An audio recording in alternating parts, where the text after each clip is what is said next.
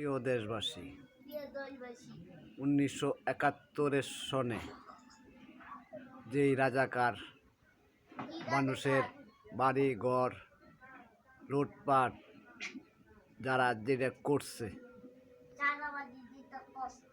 বর্তমানের 24-এর যত রাজাকার আলবদর আলসামের সন্তানারা একইভাবে একই কৌশলে তারা এই দেশের অর্থনীতিরে ধ্বংস করতেছে।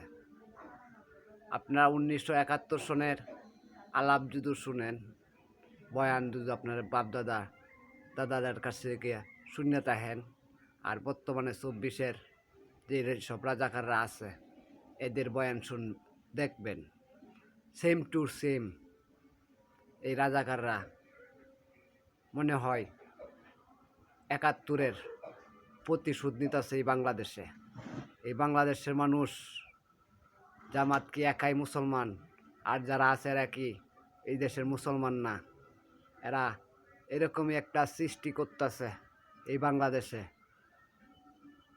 এইরকম একটা আতঙ্ক সৃষ্টি করতেছে যে জামাত হইলেই মুসলমান আর বাকিরা হইছে ইহুদি খ্রিস্টান নাসারা, এরকমই বুঝাইতেছে এরা। না হলে একজন মুসলমান আর একজন মুসলমানকে কেমনি আঘাত করে? ভাইয়েরা আমার, যদি ভালো লাগে লাইক কমেন্ট শেয়ার করবেন, আর তথাকথিত রাজাকার আলবদর আলসামরে নিষিদ্ধ ঘোষণা করবেন। বাংলাদেশ এটা স্বাধীনতার দেশ, স্বাধীনতার পক্ষে সবাই থাকবেন। এই ভূখণ্ড কোনো রাজাকার আলবদর আলসামের জন্য না।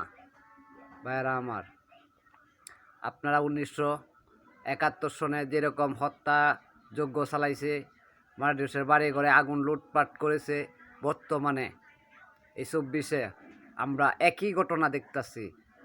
যেরকম মানুষের বাড়িতে আগুন, মানুষের অর্থনীতির উপরে আগুন অগ্নিসংযোগ করতেছে, তারাই করতেছে এই রাজাকার পার্টিরা, আর কেউ না।